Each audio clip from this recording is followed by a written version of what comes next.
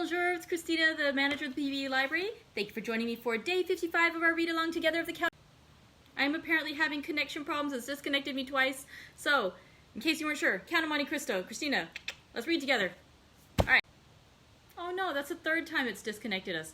I really hope today is going to work. If today doesn't work out, maybe we stop and we start over again. I don't know.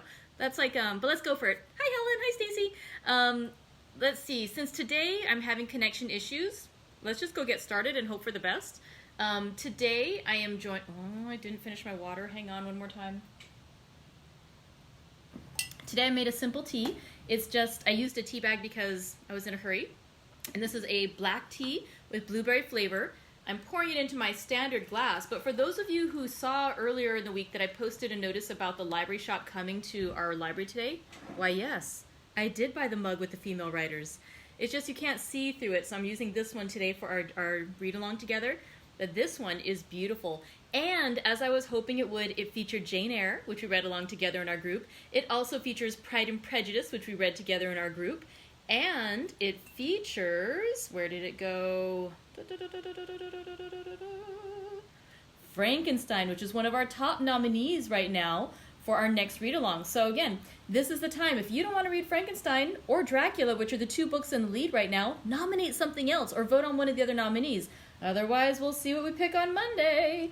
But yeah, the female writer's mug is beautiful. And actually might have gotten an extra mug or two that some friends might be finding as Christmas gifts this year. But yeah, it's fun to support the library shop and do some like contactless shopping right here at the library. It's just great. Speaking of great, this smells so good. I'm getting that nice blueberry essence. Really nice. Okay, so let's go ahead because again, I'm worried about our connection dropping out. And we only have 2 chapters today, but dropped us out for the 4th time. All right, let's hope we can keep going. We have 2 long chapters today, so I will go relatively quickly with the recap so that we can get right into reading today's chapters. So yesterday we read 3 chapters. Chapter 102 was entitled Valentine. It began with, the preceding chapter had ended with the Count of Monte Cristo giving a medicine to Valentine, which he said would give her the appearance of death, and she said she trusted him and she would take it. So chapter 102 begins with Madame de Villefort creeping through the little passageway between her and her son's room into Valentine's, which was how they had foiled all the attempts of blocking everyone else out to protect her. They didn't consider that her stepmother had access to Valentine's room and that she was indeed the poisoner. So, Madame de Villefort creeps into Valentine's room, sees her appearing to be dead, sees that the glass, which the Count of Monte Cristo had emptied most of it out, appears to have been drunk. And so she throws away what's left in the glass of the poison that she had given to Valentine. She washes the cup and she replaces the empty cup there. However, when Valentine's body is found the next day, they see also that there is a cup there with about 1/3 of a glass of liquid. So we know that the Count of Monte Cristo must have gone back and replenished the poison in the glass. But Madame de Villefort is just stunned. She doesn't know what's going on. Was it a ghost, or just did she not do it like she was sure she had? Like, what's happening? She's very confused and concerned and passing out. But yeah, when the rest of the family finds Valentine dead, they are shocked and stunned. The servants all quit, of course. Dr. d'Avrigny is appalled by what has happened, that there's basically been another murder in the house. And Maximilian Morel even walks in and he sees Valentine's body there. And so that's where we get to chapter 103. None of them know who Maximilian is because he has only been introduced to Monsieur Noirtier and to Valentine. So the rest of the father and the other servants and and Dr. d'Avrigny have no idea who this man is. But Maximilian Morel is so disturbed about seeing Valentine dead there that he goes and brings back Monsieur Noirtier in his chair. He uses his superhuman strength of grief to carry Monsieur Noirtier in his wheelchair and bring him into the room so he can see Valentine as well. And Morel says, "Tell them, Father, tell them who I am. I am, her betrothed. I am the one who loved her so much."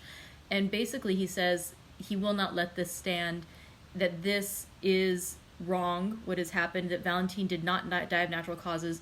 He says that he heard the doctor and Monsieur de Villefort speaking after the death of Madame Samarin, and that he knows that that this is not appropriate, that this is, murder, foul things have happened. And so he tells them that they need to do something, that they cannot just let this go. And so basically, Monsieur Noirtier indicates that he knows what's been going on, and he will only speak to his son about it. So he speaks to his son. Sorry, I'm getting myself all mixed up because I was reading ahead. So, no, so Monsieur Noirtier spoke with Villefort, and he indicates to him who he believes the murderer is. Villefort, we don't get to see that scene. We just see after the two of them going off to speak and then coming back and telling Morel and d'Avrigny that Villefort is aware of who Monsieur Noirtier believes is the murderer, and that Villefort will take care of it. And if he doesn't take care of it, then they can intervene. But he's saying that his father, who very much loves Valentine and wants justice, is aware of what Villefort is planning, and that the father is okay with Villefort taking care of this. So he says that within 3 days, he will make sure that justice has been served. And so the doctor leaves. Morel is not so okay with this resolution, but he eventually leaves as well. They also then call in a priest, and there just happens to be a priest, Abbé Busoni, living next door at the rental property. So Abbé Busoni then comes in to watch the body of Valentine Villefort. Chapter 104 is Danglars' signature, and this is, again, a little bit of a weird one. So in chapter 104, what happens is that sorry, I forgot. It starts out with d'Avrigny and Villefort also. They're talking about the funeral service to come for Valentine, and there are other folks who are talking about, like, the friends, the usual friends, Chateau Renaud and Debray. They're talking about at this funeral service of Valentine, like, what's going on. Everyone is confused by it. They don't know what's happening. They mention that Eugenie Danglars is left, so gossip going on at the funeral of Valentine de Villefort. And then they mention that Baron Danglars is not there, possibly because of the scandal associated with the disgrace of Andrea Cavalcanti, who was to marry his daughter. And so the scene switches back to Danglars at his home. The Count of Monte Cristo visits him there. And the Baron Danglars is doing this thing where he is signing some bonds. Basically, he's signing some notes and saying that this should be redeemed for 1 million, I guess it's francs or livres. I'm trying to remember what it is. It just says a sum of 1 million. And so he is charging that to his account. And he has these 5 sheets of paper, each worth 1 million. And that they can be presented to the bank, and that money will be reimbursed based on that signature. And Count of Monte Cristo sees him with these notes, and he says, I was actually just about to come to you for money too. I could really use 5 million today. And Baron Danglars is stunned. He's like, oh dear. He doesn't have quite enough money to cover that 5 million and this other 5 million, which is money owed to some charities. But the Count of Monte Cristo is like, well, if you can't pay me right away, I guess you're not able to do it. They're basically insolvent. But, I wanted to tell people how wealthy you were, that you could just, and such a good banker, that you could just sort of accede to my request like that with no waiting, no hesitation.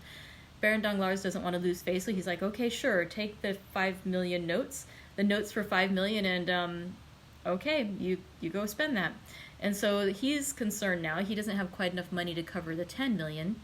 Then, just after the Count of Monte Cristo leaves, Monsieur de Beauville shows up, who, again, we have met a few times already before. He had been the prison inspector who condemned Edmond Dantes to remain in the prison, and he had also been the one that when Edmond Dantes came out of prison, he, through a bit of bribery and chicanery and deception, furnished Edmond Dantes with that letter, the denunciation letter that had been written by Danglars and then provided by Fernand. So Monsieur de Beauville is back again. Now he's the receiver general of the charities, and so he's visiting Monsieur Danglars to ask for the 5 million because they're about to be audited the next day. And what basically Monsieur Danglars says is, I just gave the notes for 5 million to that man Monte Cristo. If you can wait till tomorrow at noon, come back till tomorrow at noon and It's sort of like the ATM limit. I can give 5 million in one day, but 10 million would look a little weird. But come back tomorrow and I can do another 5 million tomorrow. And Monsieur de Beauville goes along with this. So basically, where that chapter ends is he basically calls, After Monsieur de Beauville leaves, he says, "Fool," because he's now revealing that he is deceiving Monsieur de Beauville. He says, "By 12 o'clock tomorrow when you come, I shall then be far away." So he's going to run away. But before he does, he collects the ready cash that he has. It's about 50,000 francs. He burns some of his other incriminating documents. And then he decides to write a letter to his wife, the Baroness Danglars. And so that's where we left off yesterday. Today we just have 2 chapters. And as promised, they are long. Chapters 105 and 106. Chapter 105 is entitled The Cemetery of Père Lachaise. Monsieur de Beauville had indeed met the funeral procession which was taking Valentine to her last home on earth. The weather was dull and stormy. A cold wind shook the few remaining yellow leaves from the boughs of the trees and scattered them among the crowd which filled the boulevards. Monsieur de Villefort, a true Parisian, considered the cemetery of Père Lachaise alone worthy of receiving the mortal remains of a Parisian family. There alone the corpses belonging to him would be surrounded by worthy associates. He had therefore purchased a vault, which was quickly occupied by members of his family. On the front of the monument was inscribed, "The families of Saint-Méran and Villefort," for such had been the last wish expressed by poor Renée, Valentine's mother. The pompous procession therefore wended its way towards Père Lachaise from the Faubourg Saint-Honoré. Having crossed Paris, it passed through the Faubourg du Temple, and then leaving the exterior boulevards, it reached the cemetery. More than 50 private carriages followed the 20 mourning coaches, and behind them more than 500 persons joined in the procession on foot. These last consisted of all the young people whom Valentine's death had struck like a thunderbolt, and who, notwithstanding the raw chilliness of the season, could not refrain from paying a last tribute to the memory of the beautiful, chaste, and adorable girl thus cut off in the flower of her youth. As they left Paris, an equipage with 4 horses, at full speed, was seen to draw up suddenly. It contained Monte Cristo. The Count left the carriage and mingled in the crowd who followed on foot. Chateau Renaud perceived him, and immediately alighting from his coupé, joined him. Beauchamp did the same. The Count looked attentively through every opening in the crowd. He was evidently watching for someone, but his search ended in disappointment. "Where is Morel?" he asked. "Do either of these gentlemen know where he is?" "We have already asked that question," said Chateau Renaud, "for none of us has seen him." The Count was silent, but continued to gaze around him. At length they arrived at the cemetery. The piercing eye of Monte Cristo glanced through clusters of bushes and trees, and was soon relieved from all anxiety, for seeing a shadow glide between the yew trees, Monte Cristo recognized him whom he sought. One funeral is generally very much like another in this magnificent metropolis. Black figures are seen scattered over the long, white avenues. The silence of earth and heaven is alone broken by the noise made by the crackling branches of hedges planted around the monuments. Then follows the melancholy chant of the priests, mingled now and then with the sob of anguish, escaping from some woman concealed behind a mass of flowers. The shadow Monte Cristo had noticed passed rapidly behind the tomb of Abelard and Eloise, placed itself close to the heads of the horses belonging to the hearse, and following the undertaker's men, arrived with them at the spot appointed for the burial. Each person's attention was occupied. Monte Cristo saw nothing but the shadow, which no one else observed. Twice the Count left the ranks to see whether the object of his interest had any concealed weapon beneath his clothes. When the procession stopped, this shadow was recognized as Morel, who, with his coat buttoned up to his throat, his face livid, and convulsively crushing his hat between his fingers, leaned against a tree, situated on an elevation commanding the mausoleum, so that none of the funeral details could escape his observation. Everything was conducted in the usual manner. A few men, the least impressed of all by the scene, pronounced a discourse, some deploring this premature death, others expatiating on the grief of the father, and one very ingenious person quoting the fact that Valentine had solicited pardon of her father for criminals on whom the arm of justice was ready to fall, until at length they exhausted their stores of metaphor in mournful speeches, elaborate variations on the stanzas of Malherbe to Duperrier. Monte Cristo heard and saw nothing, or rather, he only saw Morel, whose calmness had a frightful effect on those who knew what was passing in his heart. See, said Beauchamp, pointing out Morel to Debray. What is he doing up there? And they called Chateau Renaud's attention to him. How pale he is, said Chateau Renaud, shuddering. He is cold, said Debray. Not at all, said Chateau Renaud slowly. I think he is violently agitated. He is very susceptible. Bah, said Debray. He scarcely knew Mademoiselle de Villefort. You said so yourself. True. Still, I remember he danced 3 times with her at Madame de Morcerf's. Do you recollect that ball, Count, where you produced such an effect? No, I do not, replied Monte Cristo, without even knowing of what or to whom he was speaking. So much was he occupied in watching Morel, who was holding his breath with emotion. The discourse is over. Farewell, gentlemen, said the Count unceremoniously, and he disappeared without anyone seeing whither he went. The funeral being over, the guests returned to Paris. Chateau Renaud looked for a moment for Morel, but while they were watching the departure of the Count, Morel had quitted his post, and Chateau Renaud, failing in his search, joined Debray and Beauchamp. Monte Cristo concealed himself behind a large tomb and awaited the arrival of Morel, who by degrees approached the tomb now abandoned by spectators and workmen. Morel threw a glance around, but before it reached the spot occupied by Monte Cristo, the latter had advanced yet nearer, still unperceived. The young man knelt down. The Count, with outstretched neck and glaring eyes, stood in an attitude ready to pounce upon Morel upon the first occasion. Morel bent his head till it touched the stone, then clutching the grating with both hands, he murmured, "Oh, Valentine!" The Count's heart was pierced by the utterance of these 2 words. He stepped forward and, touching the young man's shoulder, said, "I was looking for you, my friend." Monte Cristo expected a burst of passion, but he was deceived, for Morel, turning round, said calmly, "You see, I was praying." The scrutinizing glance of the Count searched the young man from head to foot.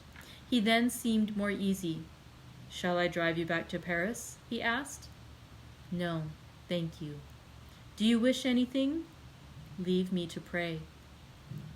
The Count withdrew without opposition, but it was only to place himself in a situation where he could watch every movement of Morel, who at length arose, brushed the dust from his knees, and turned towards Paris without once looking back.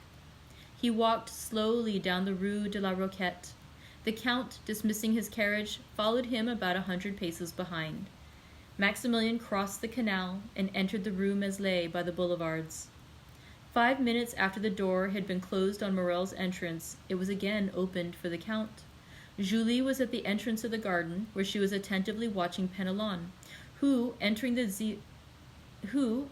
with zeal into his profession of gardener, was very busy grafting some Bengal roses. "Ah, Count!" she exclaimed, with the delight manifested by every member of the family whenever he visited the Rue Meslay. "Maximilian has just returned, has he not, madame?" asked the Count. "Yes, I think I saw him pass. But pray, call Emmanuel." "Excuse me, madame, but I must go up to Maximilian's room this instant," replied Monte Cristo. "I have something of the greatest importance to tell him." "Go then," she said, with a charming smile, which accompanied him until he had disappeared. Monte Cristo soon ran up the staircase conducting from the ground floor to Maximilian's room. When he reached the landing, he listened attentively, but all was still. Like many old houses occupied by a single family, the room door was paneled with glass, but it was locked. Maximilian was shut in, and it was impossible to see what was passing in the room, because a red curtain was drawn before the glass. The Count's anxiety was manifested by a bright color which seldom appeared on the face of that imperturbable man. "What shall I do?" he uttered, and reflected for a moment. "Shall I ring? No. The sound of a bell announcing a visitor will but accelerate the resolution of one in Maximilian's situation, and then the bell would be followed by a louder noise." Monte Cristo trembled from head to foot, and as if his determination had been taken with the rapidity of lightning, he struck one of the panes of glass with his elbow. The glass was shivered to atoms. Then, withdrawing the curtain, he saw Morel, who had been writing at his desk, bound from his seat at the noise of the broken window. "I beg 1,000 pardons," said the Count. There was nothing the matter, but I slipped down and broke one of your panes of glass with my elbow. Since it is opened, I will take advantage of it to enter your room. Do not disturb yourself. Do not disturb yourself." And passing his hand through the broken glass, the Count opened the door. Morrel, evidently discomposed, came to meet Monte Cristo less with the intention of receiving him than to exclude his entry. "Ma foi," said Monte Cristo, rubbing his elbow, "it's all your servant's fault. Your stairs are so polished, it is like walking on glass." "Are you hurt, sir?" coldly asked Morrel. "I believe not, but what are you about there? You were writing." "I? Your fingers were stained with ink." "Ah, true, I was writing. I do sometimes, soldier though I am." Monte Cristo advanced into the room. Maximilian was obliged to let him pass, but he followed him. "You were writing?" said Monte Cristo with a searching look. "I have already had the honor of telling you I was," said Morrel. The Count looked around him. "Your pistols are beside your desk," said Monte Cristo, pointing with his finger to the pistols on the table. "I am on the point of starting a journey," replied Morrel disdainfully. "My friend," exclaimed Monte Cristo in a tone of exquisite sweetness. "Sir?" "My friend, my dear Maximilian, do not make a hasty resolution, I entreat you." "I make a hasty resolution," said Morrel, shrugging his shoulders. "Is there anything extraordinary in a journey?" "Maximilian," said the Count, "let us both lay aside the mask we have assumed. You no more deceive me with that false calmness than I impose upon you with my frivolous solicitude. You can understand, can you not, that to have acted as I have done, to have broken that glass, to have intruded on the solitude of a friend, you can understand that, to have done all this, I must have been actuated by real uneasiness, or rather by a terrible conviction. Morrel, you are going to destroy yourself." "Indeed, Count," said Morrel, shuddering, "what has put this into your head?" "I can tell that you are about to destroy yourself," continued the Count, "and here is proof of what I say." And approaching the desk, he removed the sheet of paper which Morrel had placed over the letter he had begun, and took the latter in his hands. Morrel rushed forward to tear it from him, but Monte Cristo, perceiving his intention, seized his wrist with his iron grasp. "You wish to destroy yourself," said the Count. "You have written it." "Well?" said Morrel, changing his expression of calmness for one of violence. "Well? And if I do intend to turn this pistol against myself, who shall prevent me?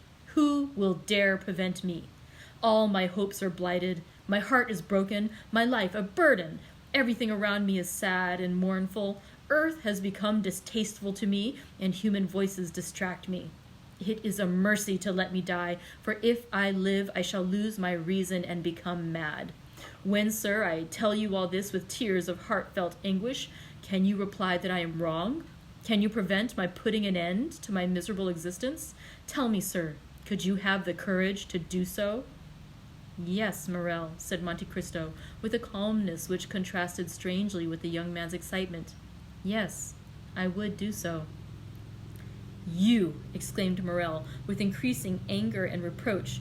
"You, who have deceived me with false hopes, who have cheered and soothed me with vain promises, when I might, if not have saved her, at least have seen her die in my arms.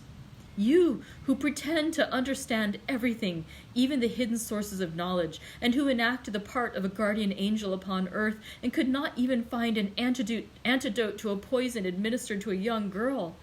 Ah, sir, indeed you would inspire me with pity were you not hateful in my eyes." "Morrel, yes, you tell me to lay aside the mask, and I will do so. Be satisfied. When you spoke to me at the cemetery, I answered you. My heart was softened. When you arrived here, I allowed you to enter.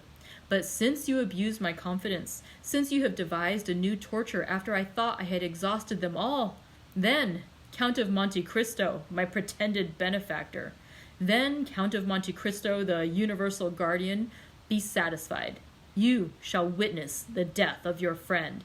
And Morrel, with a maniacal laugh, again rushed towards the pistols. "And I again repeat, you shall not commit suicide." Prevent me then, replied Morel with another struggle, which, like the first, failed in releasing him from the Count's iron grasp. I will prevent you. And who are you, then, that arrogate to yourself this tyrannical right over free and rational beings? Who am I? Repeated Monte Cristo. Listen, I am the only man in the world having the right to say to you, Morel, your father's son shall not die today. And Monte Cristo, with an expression of majesty and sublimity, advanced with arms folded towards the young man, who, involuntarily overcome by the commanding manner of this man, recoiled a step. Why do you mention my father? Stammered he. Why do you mingle a recollection of him with the affairs of today? Because I am he who saved your father's life when he wished to destroy yourself as you do today. Because I am the man who sent the purse to your young sister and the Pharaon to old Morel. Because I am the Edmond Dantes who nursed you, a child, on my knees.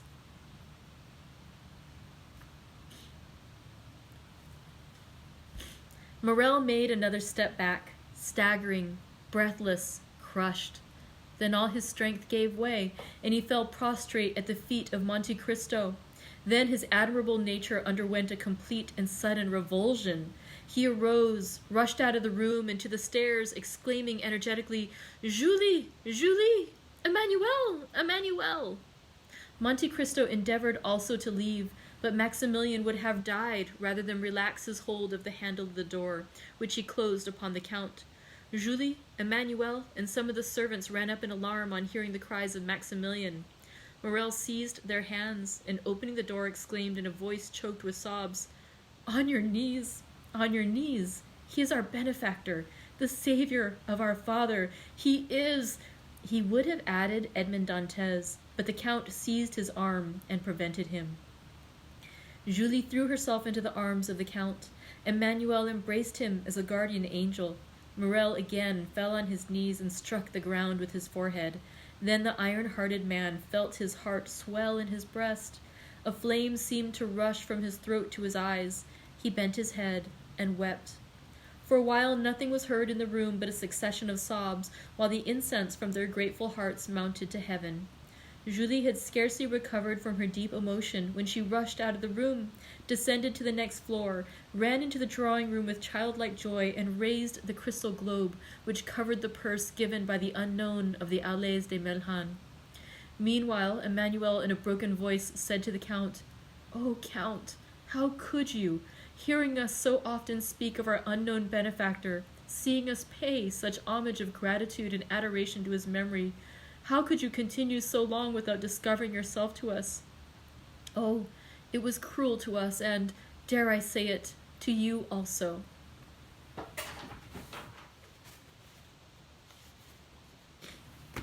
"Listen, my friends," said the Count. "I may call you so, since we have really been friends for the last 11 years. The discovery of this secret has been occasioned by a great event which you must never know. I wished to bury it during my whole life in my own bosom, but your brother Maximilian wrested it from me by a violence he repents of now, I am sure." Then turning around, and seeing that Morel, still on his knees, had thrown himself into an armchair, he added in a low voice, pressing Emmanuel's hand significantly, "Watch over him." "Why so?" asked the young man, surprised.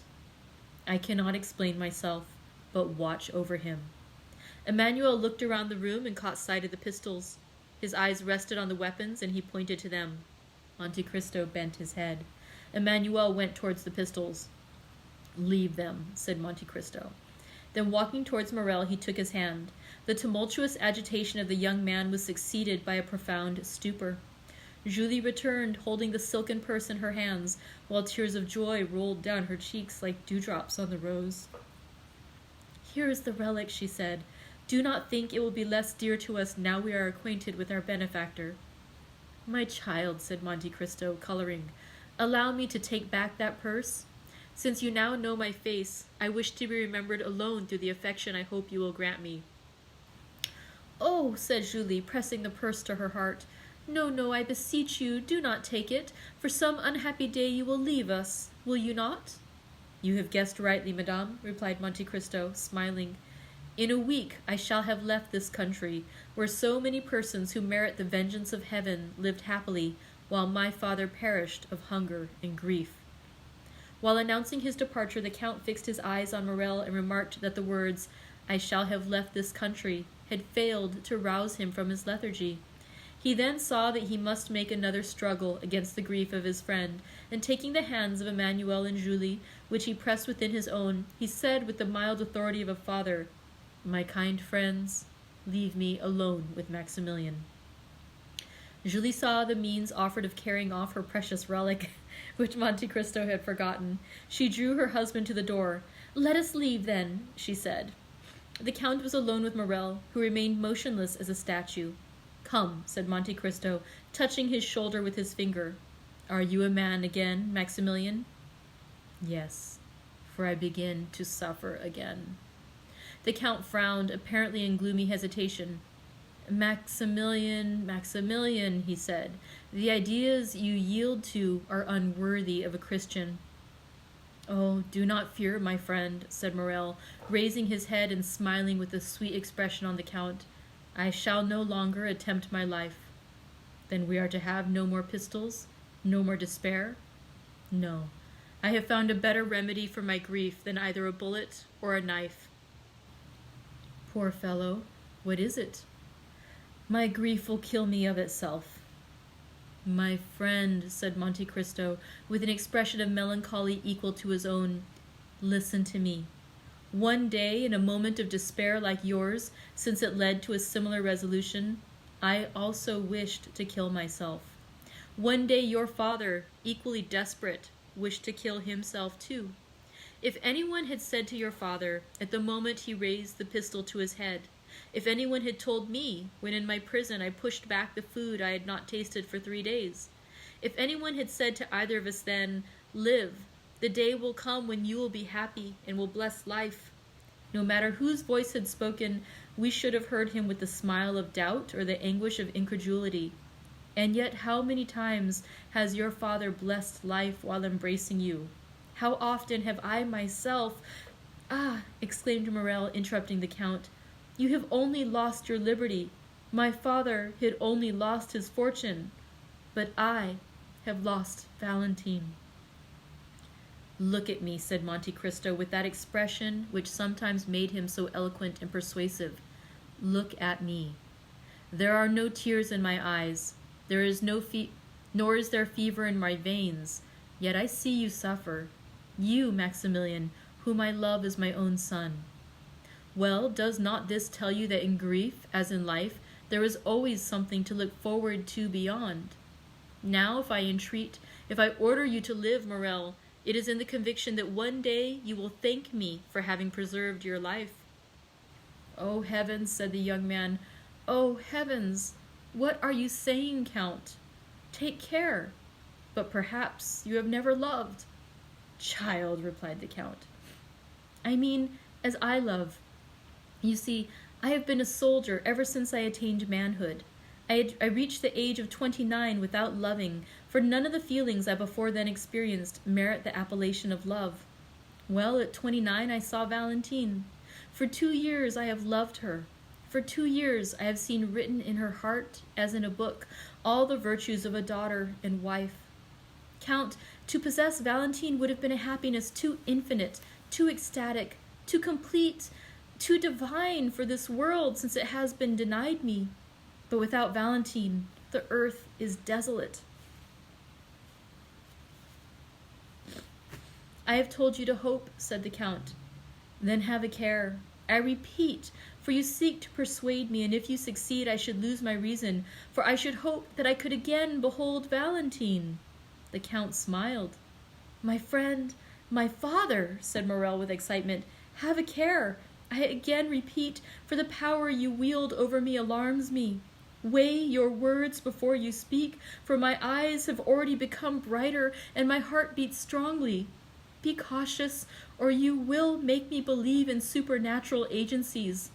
I must obey you, though you bade me call forth the dead or walk upon the water.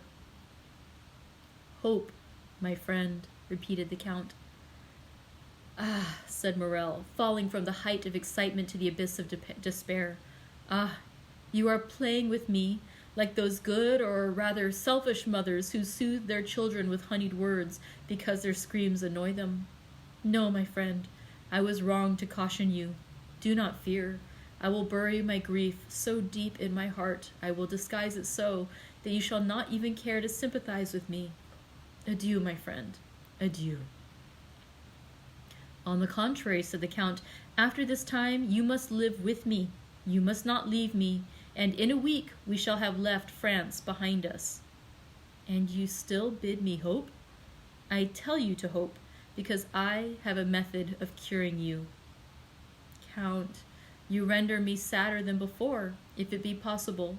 You think the result of this blow has been to produce an ordinary grief, and you would cure it by ordinary method, and you would cure it by an ordinary remedy, change of scene, and Morel dropped his head with disdainful incredulity. What can I say more? Asked Monte Cristo. I have confidence in the remedy I propose, and only ask you to permit me to assure you of its efficacy. Count, you prolong my agony. Then, said the Count, your feeble spirit will not even grant me the trial I request? Do you know of what the Count of Monte Cristo is capable? Do you know that he holds terrestrial beings under his control, nay, that he can almost work a miracle? Well, wait for the miracle I hope to accomplish, or, repeated Morel. Or take care, Morel, lest I call you ungrateful. Have pity on me, Count. I feel so much pity towards you, Maximilian, that, listen to me attentively, if I do not cure you in a month, to the day, to the very hour, mark my words, Morel, I will place loaded pistols before you, and a cup of the deadliest Italian poison, a poison more sure and prompt than that which has killed Valentine. Will you promise me? Yes, for I am a man and have suffered like yourself, and also contemplated suicide. Indeed, often since misfortune has left me, I have longed for the delights of an eternal sleep.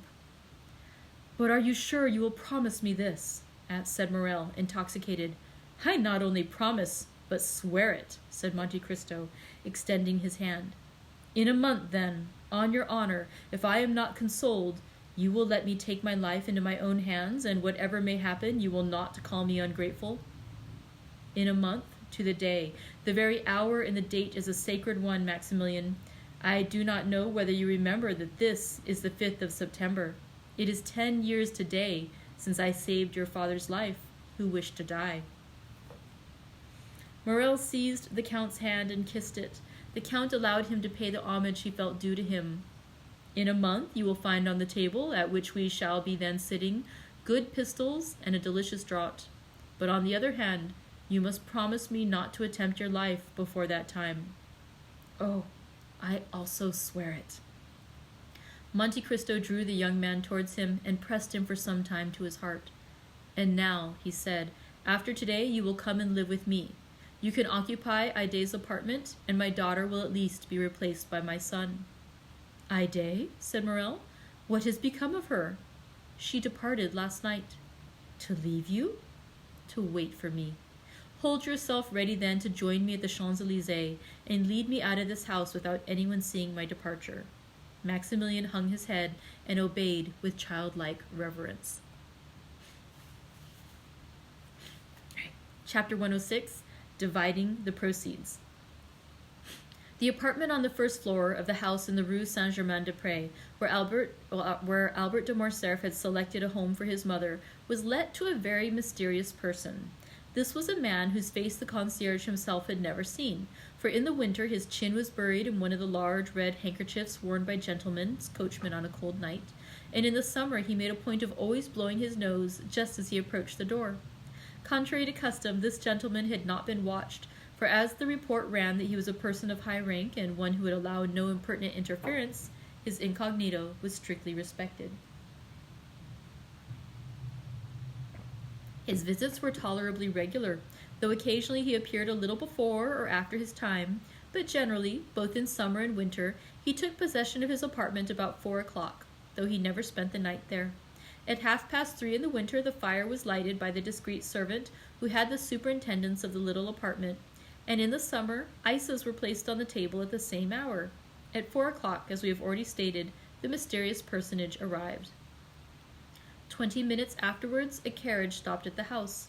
A lady alighted in a black or dark blue dress, and always thickly veiled. She passed like a shadow through the lodge and ran upstairs without a sound escaping under the touch of her light foot. No one ever asked her where she was going. Her face, therefore, like that of the gentleman, was perfectly unknown to the two concierges, who were perhaps unequaled throughout the world for discretion. We need not say she stopped at the first door. Then she tapped in a peculiar manner at a door, which, after being opened to admit her, was again fastened, and curiosity penetrated no farther. They used the same precautions in leaving as in entering the house. The lady always left first, and as soon as she had stepped into her carriage, it drove away, sometimes towards the right hand, sometimes to the left. Then about 20 minutes afterwards, the gentleman would also leave, buried in his cravat or concealed by his handkerchief. The day after Monte Cristo had called upon Danglars, the mysterious lodger entered at 10 o'clock in the morning instead of 4 in the afternoon. Almost directly afterwards, without the usual interval of time, a cab arrived, and the veiled lady ran hastily upstairs. The door opened, but before it could be closed, the lady exclaimed, "Oh, Lucien! Oh, my friend!" The concierge therefore heard for the first time that the lodger's name was Lucien. Still, as he was the very perfection of a doorkeeper, he made up his mind not to tell his wife. "Well, what is the matter, my dear?" asked the gentleman whose name the lady's agitation revealed. "Tell me what is the matter." "Oh, Lucien, can I confide in you?" "Of course, you know you can do so, but what can be the matter? Your note of this morning has completely bewildered me. This precipitation, this unusual appointment. Come, ease me of my anxiety, or else frighten me at once." "Lucien, a great event has happened," said the lady, glancing inquiringly at Lucien. "Monsieur Danglars left last night." "Left? Monsieur Danglars left? Where has he gone?" "I do not know." "What do you mean? Has he gone intending not to return?" "Undoubtedly. At 10 o'clock at night, his horses took him to the barrier of Charenton. There a post-chaise was waiting for him. He entered it with his valet de chambre, saying that he was going to Fontainebleau." "Then what did you mean—" "Stay. He left a letter for me." "A letter?" "Yes. Read it." And the Baroness took from her pocket a letter which she gave to Debray. Debray paused a moment before reading, as if trying to guess its contents, or perhaps while making up his mind how to act, whatever it might contain. No doubt his ideas were arranged in a few minutes, for he began reading the letter which caused so much uneasiness in the heart of the Baroness, and which ran as follows: "Madame and most faithful wife." Debray mechanically stopped and looked at the Baroness, whose face became covered with blushes. "Read," she said. Debray continued, "When you receive this, you will no longer have a husband. Oh, you need not be alarmed. You will only have lost him as you have lost your daughter. I mean that I shall be traveling on one of the 30 or 40 roads leading out of France. I owe you some explanations for my conduct, and as you are a woman that can perfectly understand me, I will give them. Listen, then. I received this morning 5 millions, which I paid away. Almost directly afterwards, another demand for the same sum was presented to me. I put this creditor off till tomorrow, and I intend leaving today, to escape that tomorrow, which would be rather too unpleasant for me to endure. You understand this, do you not, my most precious wife? I say you understand this because you are as conversant with my affairs as I am. Indeed, I think you understand them better, since I am ignorant of what has become of a considerable portion of my fortune, once very tolerable, while I am sure, madame, that you know perfectly well. For women have infallible instincts. They can even explain the marvelous by an algebraic calculation they have invented. But I, who only understand my own figures, know nothing more than that one day these figures deceived me. Have you admired the rapidity of my fall? Have you been slightly dazzled at the sudden fusion of my ingots? I confess I have seen nothing but the fire. Let us hope you have found some gold among the ashes. With this consoling idea, I leave you, madame, and most prudent wife, without any conscientious reproach for abandoning you. You have friends left, and the ashes I have already mentioned, and above all, the liberty I hasten to restore to you. And here, madame, I must add another word of explanation. So long as I hoped you were working for the good of our house and for the fortune of our daughter, I philosophically closed my eyes. But as you have transformed that house into a vast ruin, I will not be the foundation of another man's fortune. You were rich when I married you, but little respected.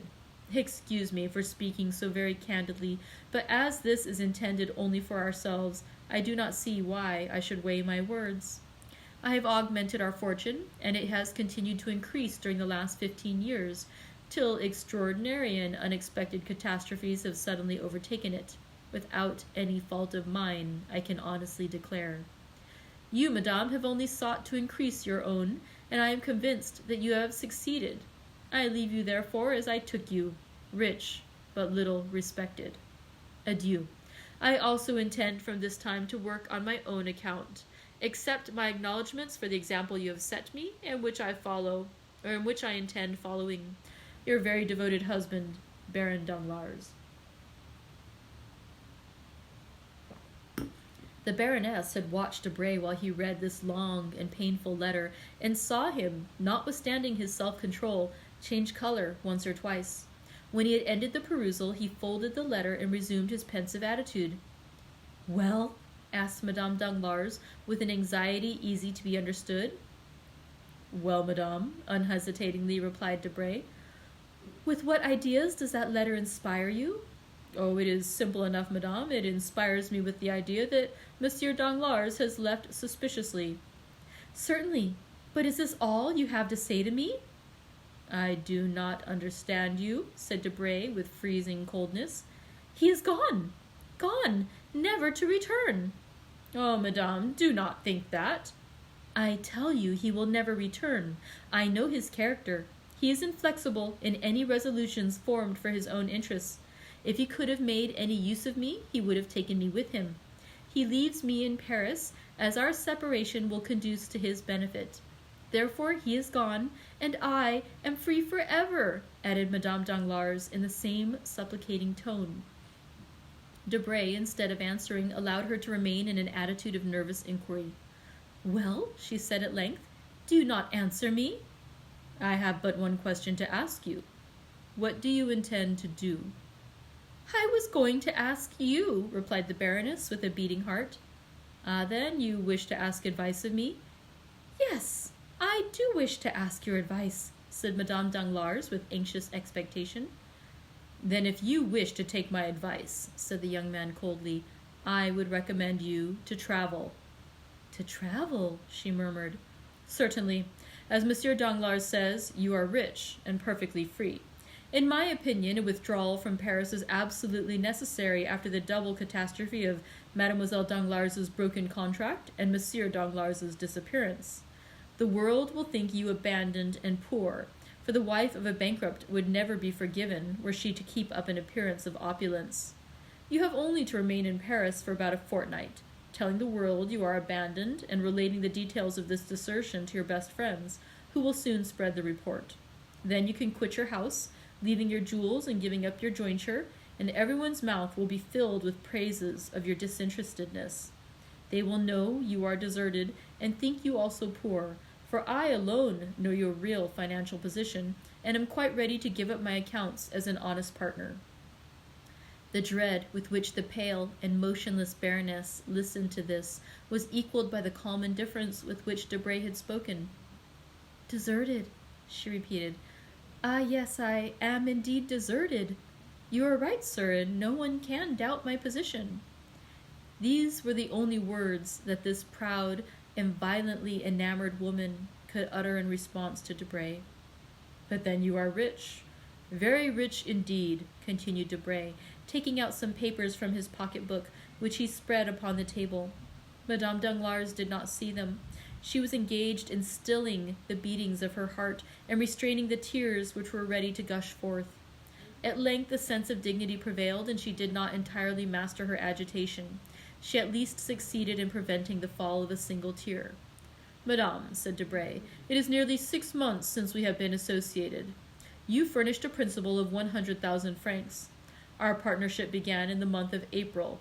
In May, we commenced operations, and in the course of the month, gained 450,000 francs. In June, the profit amounted to 900,000. In July, we added 1.7 million francs. It was, you know, the month of the Spanish bombs.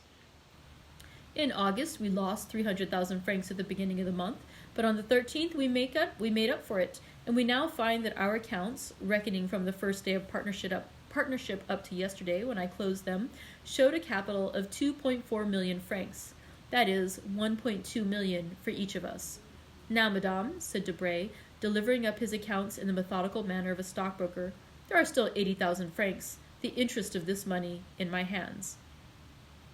But, said the Baroness, I thought you never put the money out to interest. Excuse me, Madame, said Debray coldly. I had your permission to do so, and I have made use of it. There are then 40,000 francs for your share, besides the 100,000 you furnished me to begin with, making in all 1,340,000 francs for your portion. Now, Madame, I took the precaution of drawing out your money the day before yesterday. It is not long ago, you see, and I was in continual expectation of being called on to deliver up my accounts. There is your money, half in banknotes, the other half in checks payable to bearer. I say there, for as I did not consider my house safe enough or lawyers sufficiently discreet, and as landed property carries evidence with it, and moreover, since you have no right to possess anything independent of your husband, I have kept this sum, now your whole fortune, in a chest concealed under that closet, and for greater security, I myself concealed it there. Now, Madame, continued Debray, first opening the closet, then the chest. Now, Madame, here are 800 notes of 1,000 francs each, resembling, as you see, a large book bound in iron. To this I add a certificate in the funds of 25,000 francs. Then for the odd cash, making, I think, about 110,000 francs, here is a check upon my banker, who, not being Monsieur Danglars, will pay you the amount, you may rest assured. Madame Danglars mechanically took the check, the bond, and the heap of banknotes. This enormous fortune made no great appearance on the table. Madame Danglars, with tearless eyes, but with her breast heaving with concealed emotion, placed the banknotes in her bag, put the certificate and check into her pocketbook, and then, standing pale and mute, awaited one kind word of consolation. But she waited in vain. Now, Madame, said Debray, you have a splendid fortune, an income of about 60,000 livres a year, which is enormous for a woman who cannot keep an establishment here for a year, at least. You will be able to indulge all your fancies. Besides, should you find your income insufficient, you can, for the sake of the past, Madame, make use of mine, and I am ready to offer you all I possess, on loan. Thank you, sir, thank you, replied the Baroness. You forget that what you have just paid me is much more than a poor woman requires, who intends for some time at least to retire from the world. Debray was for a moment surprised, but immediately recovering himself, he bowed with an air which seemed to say, As you please, Madame. Madame Danglars had until then, perhaps, hoped for something. But when she saw the careless bow of Debray, and the glance by which it was accompanied, together with his significant silence, she raised her head, and without passion or violence or even hesitation, ran downstairs, disdaining to address a last farewell to one who could thus part from her. Bah, said Debray when she had left, these are fine projects. She will remain at home, read novels, and speculate at cards, since she can no longer do so on the bourse. Then taking up his account book, he cancelled with the greatest care all the entries of the amounts he had just paid away. I have 1,060,000 francs remaining, he said. What a pity Mademoiselle de Villefort is dead. She suited me in every respect, and I would have married her. And he calmly waited until the 20 minutes had elapsed after Madame Danglars' departure before he left the house. During this time he occupied himself in making figures with his watch by his side. Asmodeus, that diabolical personage who would have been created by every fertile imagination if Le Sage had not required the priority in his great masterpiece, would have enjoyed a singular spectacle if he had lifted up the roof of the little house in the Rue Saint-Germain-des-Prés, while Debray was casting up his figures. Above the room in which Debray had been dividing 2.5 millions with Madame Danglars was another, inhabited by persons who have played too prominent a part in the incidents we have related for their appearance not to create some interest. Mercédès and Albert were in that room. Mercédès was much changed within the last few days. Not that even in her days of fortune she had ever dressed with the magnificent display which makes us no longer able to recognize a woman when she appears in a plain and simple attire, nor indeed had she fallen into that state of depression where it is impossible to conceal the garb of misery. No, the change in Mercédès was that her eye no longer sparkled, her lips no longer smiled, and there was now a hesitation in uttering the words which formerly sprang so fluently from her ready wit. It was not poverty which had broken her spirit. It was not a want of courage which rendered her poverty burdensome. Mercédès, although deposed from the exalted position she had occupied, lost in the sphere she had now chosen, like a person passing from a room splendidly lighted into utter darkness, appeared like a queen, fallen from her place to a hovel, and who, reduced to strict necessity, could neither become reconciled to the earthen vessels she was herself forced to place upon the table, nor to the humble pallet which had become her bed. The beautiful Catalane and noble countess had lost both her proud glance and charming smile, because she saw nothing but misery around her. The walls were hung with one of the grey papers which economical landlords choose as not likely to show the dirt. The floor was uncarpeted. The furniture attracted the attention to the poor attempt at luxury. Indeed, everything offended eyes accustomed to refinement and elegance. Madame de Morcerf had lived there since leaving her house. The continual silence of the spot oppressed her. Still, seeing that Albert continually watched her countenance to judge the state of her feelings, she constrained herself to assume a monotonous smile of the lips alone, which, contrasted with the sweet and beaming expression that usually shone from her eyes, seemed like moonlight on a statue, yielding light without warmth. Albert, too, was ill at ease. The remains of luxury prevented him from sinking into his actual position. If he wished to go out without gloves, his hands appeared too white. If he wished to walk through the town, his boots seemed too highly polished. Yet these two noble and intelligent creatures, united by the indissoluble ties of maternal and filial love, had succeeded in tacitly understanding one another and economizing their stores. And Albert had been able to tell his mother, without extorting a change of countenance, "Mother, we have no more money." Mercédès had never known misery. She had often in her youth spoken of poverty, but between want and necessity, those synonymous words, there was a wide difference.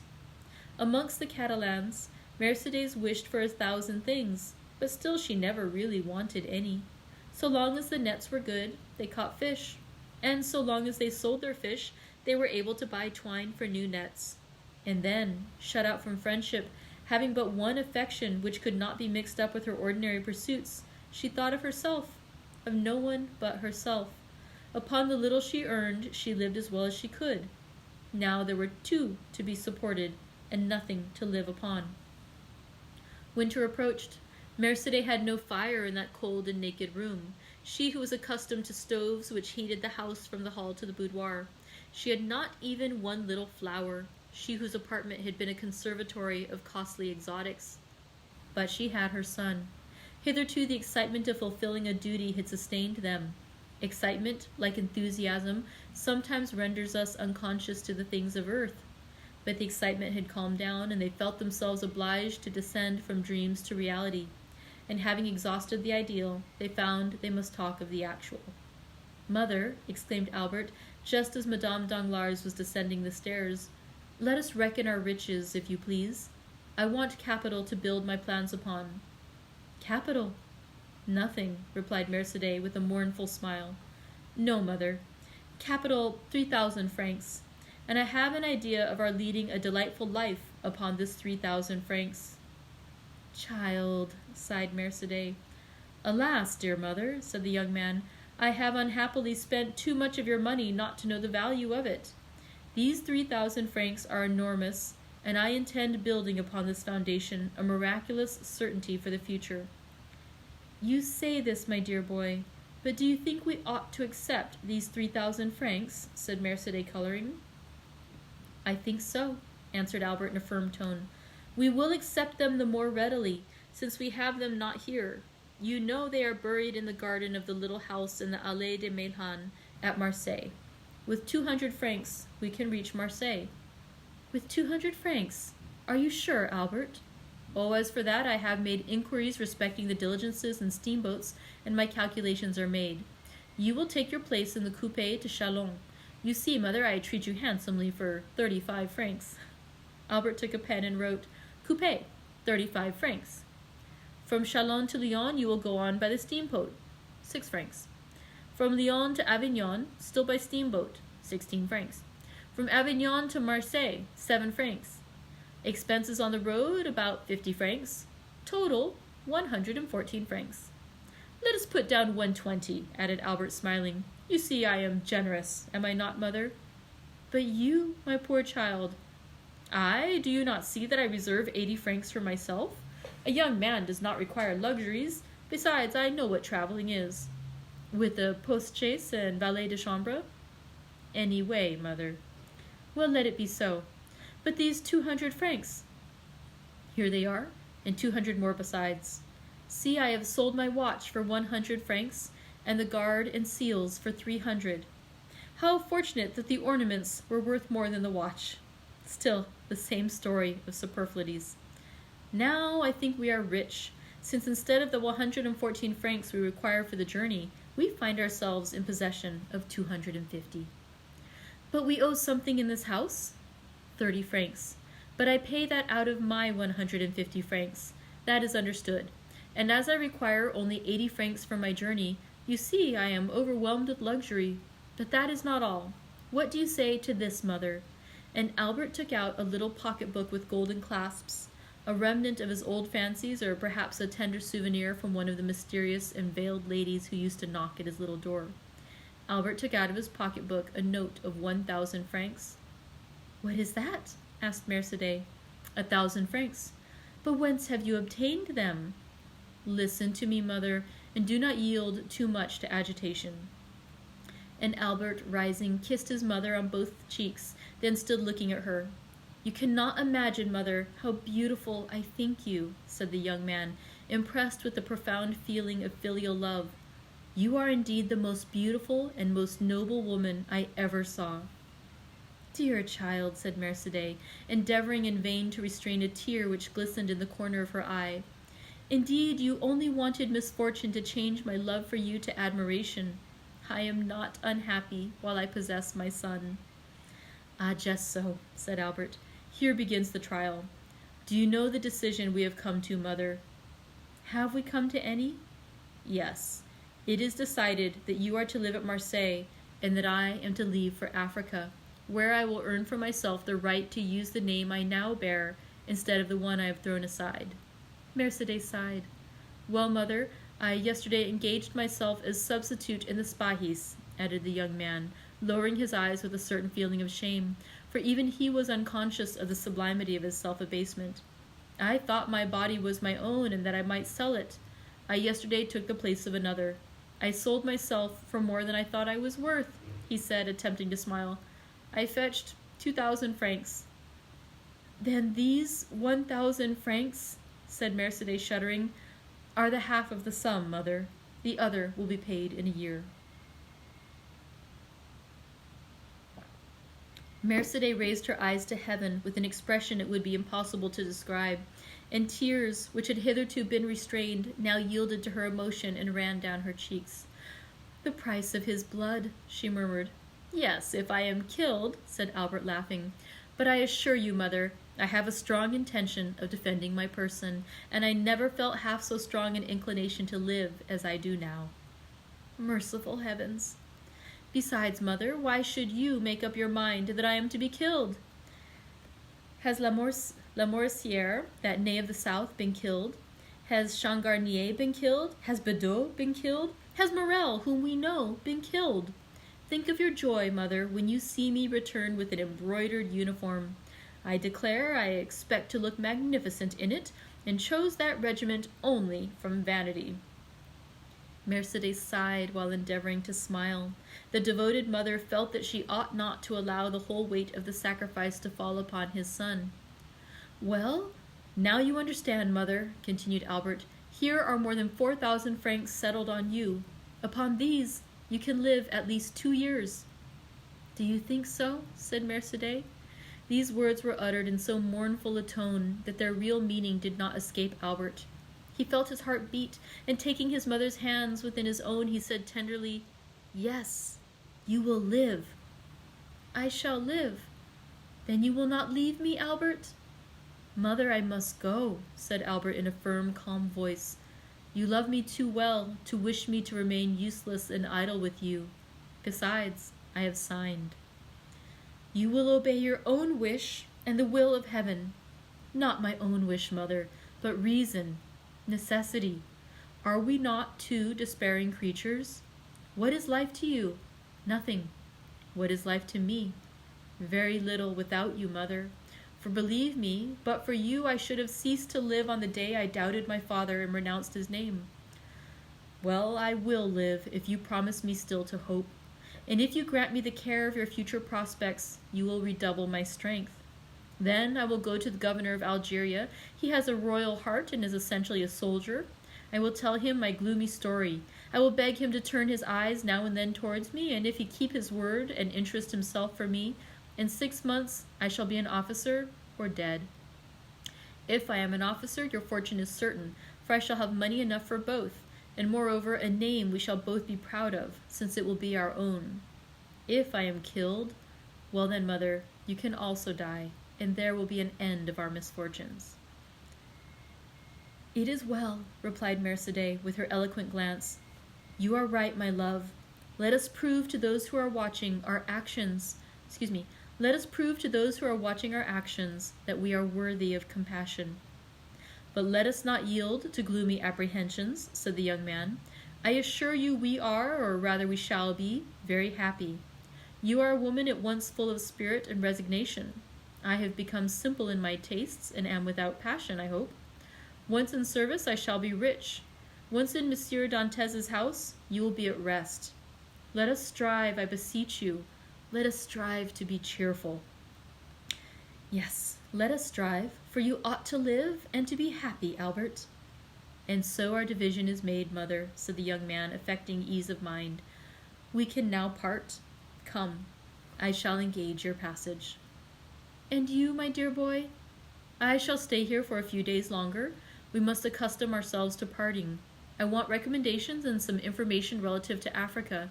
I will join you again at Marseille." "Well, be it so.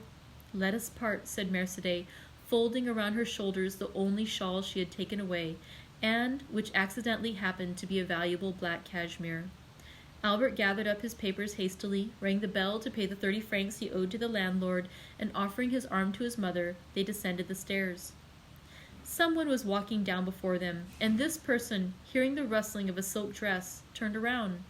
"Debray," muttered Albert. "You, Morcerf," replied the secretary, resting on the stairs.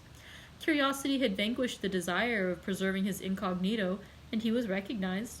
It was indeed strange in this unknown spot to find the young man whose misfortunes had made so much noise in Paris.